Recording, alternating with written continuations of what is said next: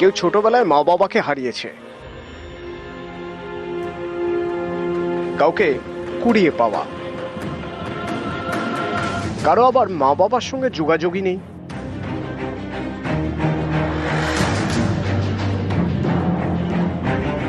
সকলেরই ঠিকানা অনাথ আশ্রম।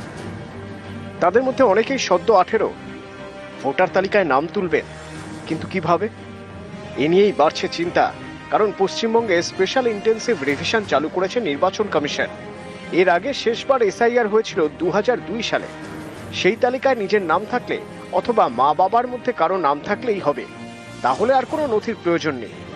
অনাথ আশ্রমের আবাসিকদের বক্তব্য, তারা তো অনেকেই মা বাবার পরিচয়ই জানেন না, তাহলে তাদের নাম 2002 সালের ভোটার তালিকায় ছিল কিনা কিভাবে জানবেন?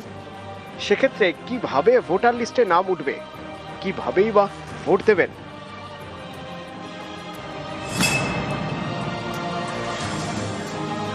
আমি ছোটবেলা থেকেই রিফিউজিই মানুষ হয়েছি। আমি তো জানি না, মানে আমার মা বাবার পরিচয় নেই, ছোটবেলা থেকে এখানেই এসেছি। আমার ভোট দেওয়ার ইচ্ছা আছে, কিন্তু আমার যেহেতু পরিচয় নেই কিভাবে দিতে পারবো, বা আমার পরিচয় সেরকম নেই বলে তার জন্য। ভোটের তালিকায় যে নামটা বক্তব্য, তারা তো অনেকেই মা বাবার পরিচয়ই জানেন না, তাহলে তাদের নাম 2002 সালের ভোটার তালিকায় ছিল কিনা কিভাবে জানবেন? সেক্ষেত্রে কিভাবে ভোটার লিস্টে নাম উঠবে, কিভাবেই বা ভোট দেবেন?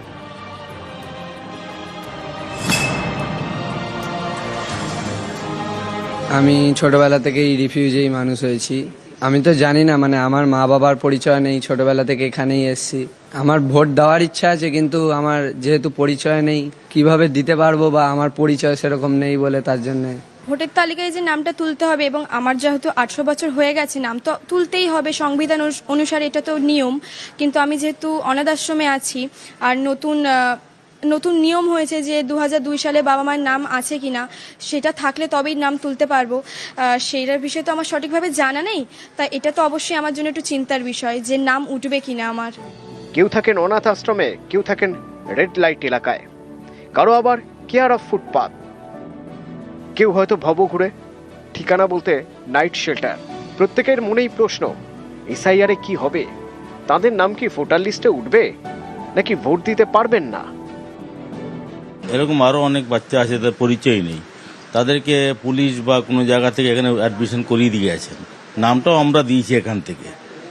তাদের বাবা মা কোনো পরিচয় নেই আমাদের কাছে, না যা নিয়ম করেছে এসআইআর